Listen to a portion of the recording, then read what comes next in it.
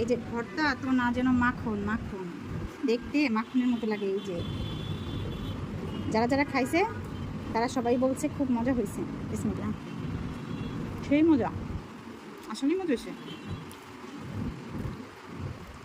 একবার বানাই খেলে আরেকবার মন চাইবে বানাই খাই।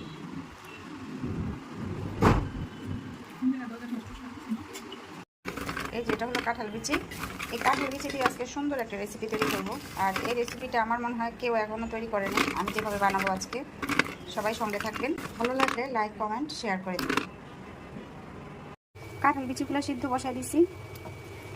এই যে এগুলো খোসা ছাড়াই নেই, খোসা সহই দিছি। খোসার মতো অনেক ফাইবার আছে, এটা কোনো সমস্যা হবে না। আর এটা হলো শুকনা মরিচ, পানিতে ভিজিয়ে রাখলাম। আর পানিতে ভিজিয়ে রাখলে মরিচগুলো নরম হয়ে থাকবে। বিচিগুলো সিদ্ধ হয়ে গেছে, এখন আমি এগুলোকে ব্লেন্ড করব। তারপর শুকনা মরিচগুলো দিয়ে দিলাম। তারপর স্পেশাল জিনিস হলো এই যে শুটকি, এই শুটকিগুলো এখানে দিয়ে দিলাম।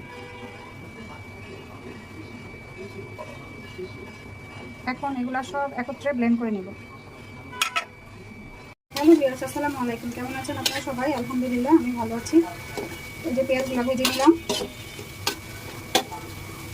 আজকে যে রেসিপিটা বানাচ্ছি এটা আমার মনে হয় না কেউ বানাইছে, আমি এখনো দেখিনি আর কি। কেউ হয়তো বা খেলে খেতে পারে, কিন্তু আমার চোখে দেখিনি। এইভাবে এবার রান্না করবো কাঁঠাল বিচি দিয়ে শুটকি। এখানে দিয়ে দিলাম লবণ স্বাদ মতো।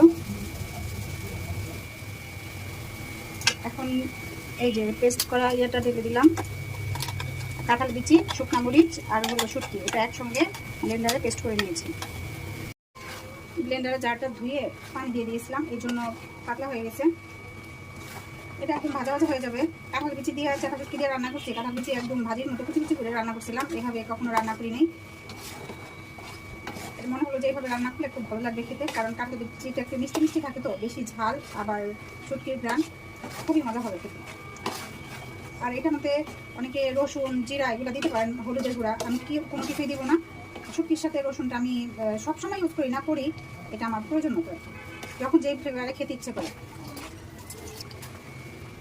রসুন আর শুটকি দিয়ে একরকম ফ্লেভার হয়, ওইটা একরকম মজা। আর রসুন ছাড়া ওইটা আরেক রকম মজা।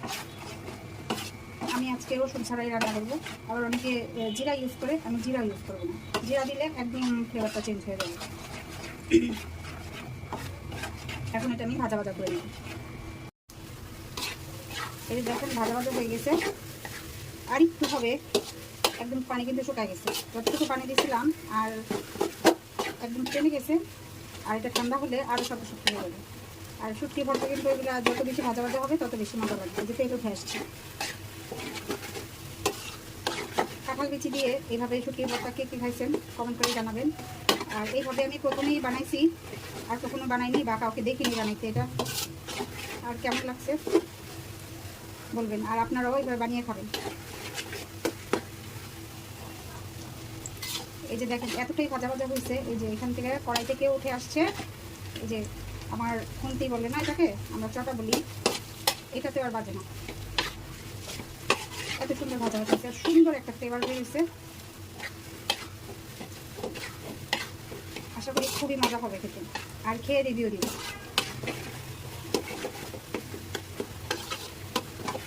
এখন নামাই ফেলবো। এই যে ভর্তা তো না যেন মাখন মাখন, দেখতে মাখনের মতো লাগে। এই যে যারা যারা খাইছে তারা সবাই বলছে খুব মজা হয়েছে। বিসমিল্লাহ, সেই মজা, আসলেই মজা হয়েছে।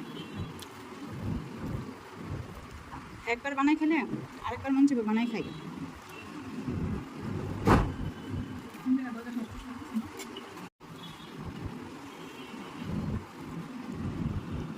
এই ভর্তায় সাদা ভাত, খিচুড়ি, পোলাও সব কিছুর সাথেই মজা।